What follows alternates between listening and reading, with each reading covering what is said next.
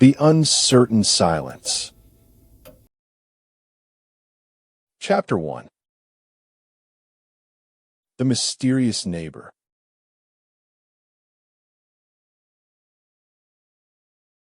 I stepped out of my car and looked up at the old Victorian house with a mix of excitement and trepidation. It had been 2 months since graduation, and now I finally had the freedom to move away from home and start fresh in Oakwood, where I'd landed an internship as a journalist for the local paper.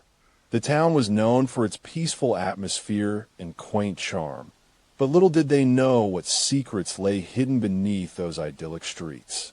As I lugged my suitcases up the worn stone path, the house loomed before me like a sentinel waiting to guard its mysteries. With each knock on the door, my heart raced slightly more.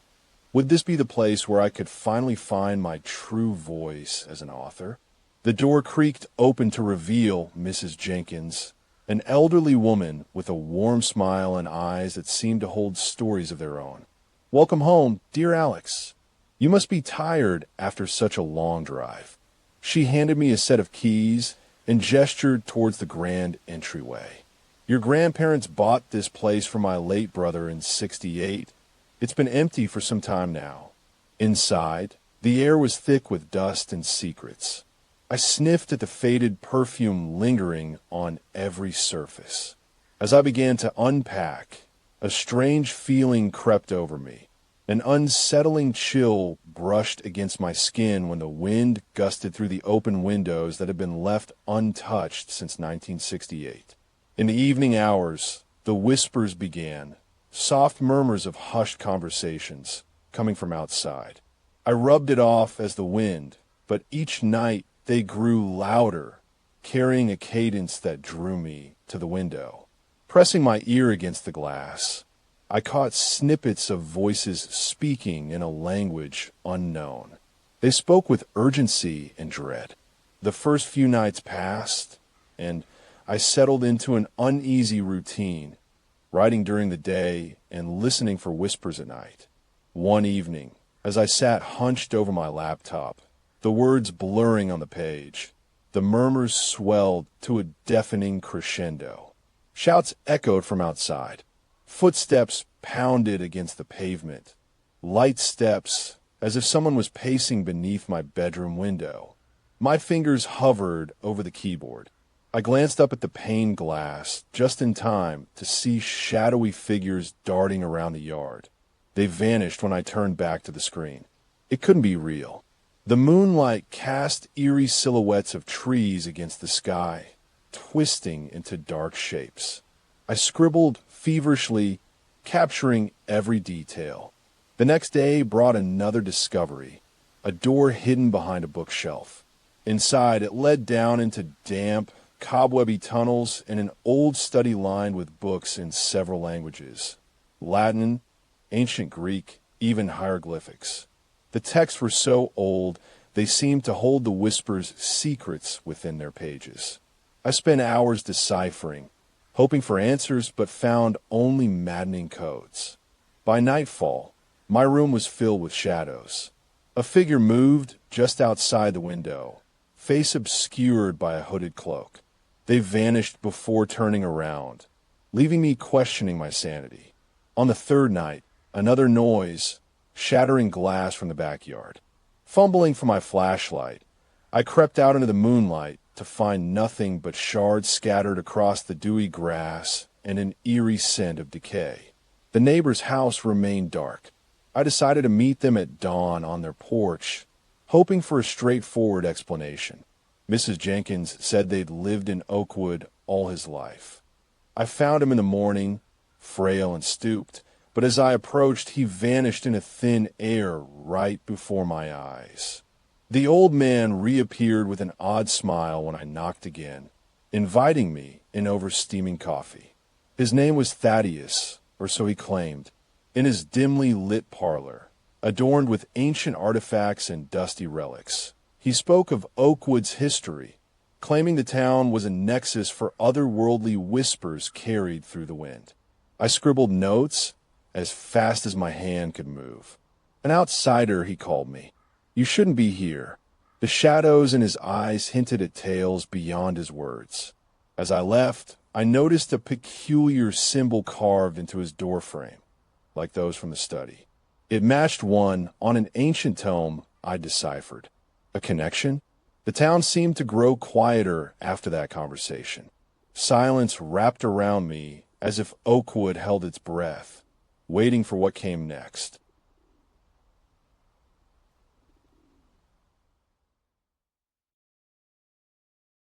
Chapter 2.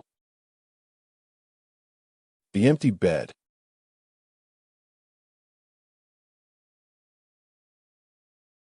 The silence stretched over days and nights alike until my bed vanished overnight, left no trace of itself in the morning light. I scoured every room, but it was gone.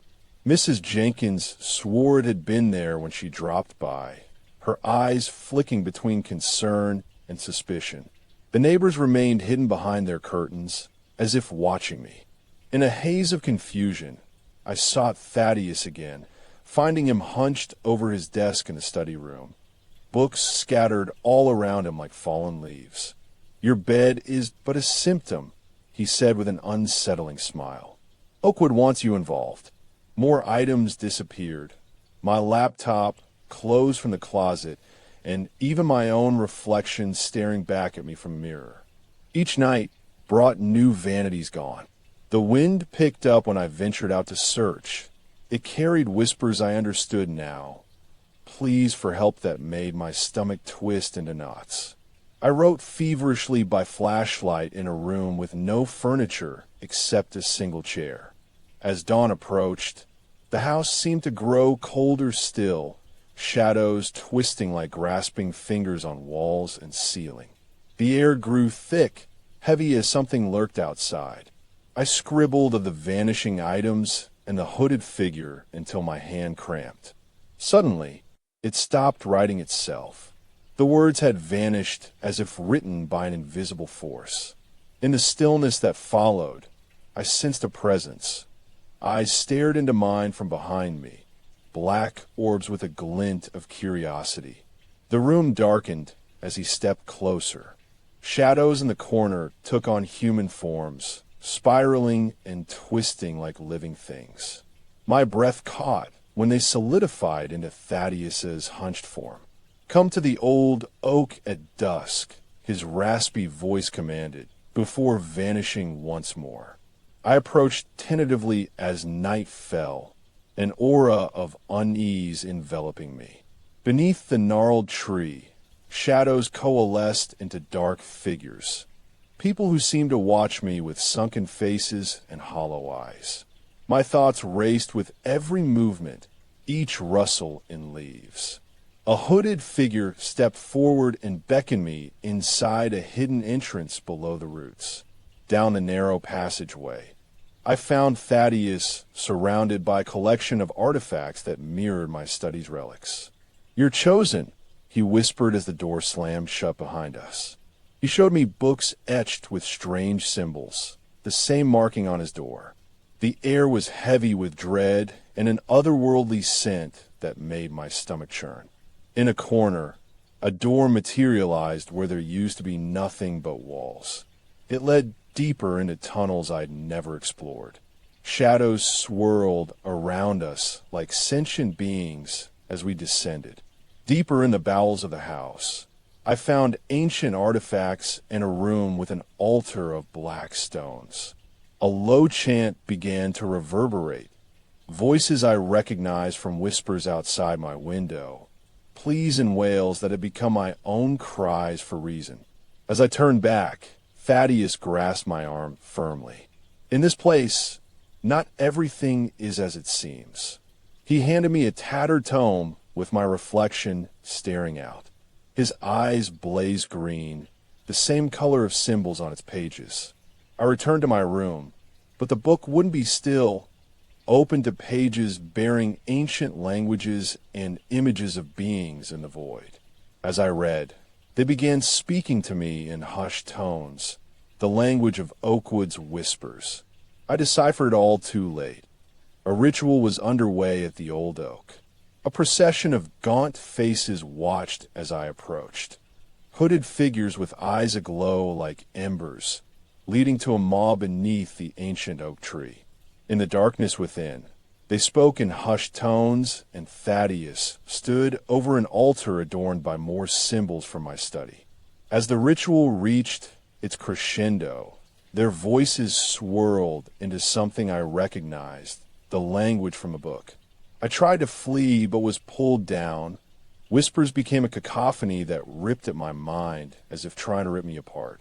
They lifted me over the altar and held me down by a cold hand. The wind died, leaving an inhuman howl before they vanished, leaving only shattered glass shards of my world scattered on the floor. Thaddeus stood there, eyes aglow, and said, "You know their tongue now. You're part of us."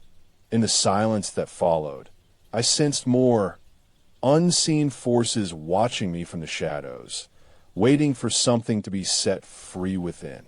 It wasn't until the next morning that I realized my true reflection stared back at me from the mirror, hooded and gaunt, eyes burning green.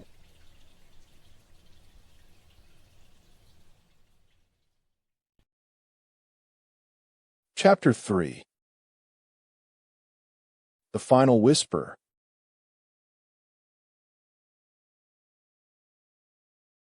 Days blurred in an eerie dance between discovery and dread.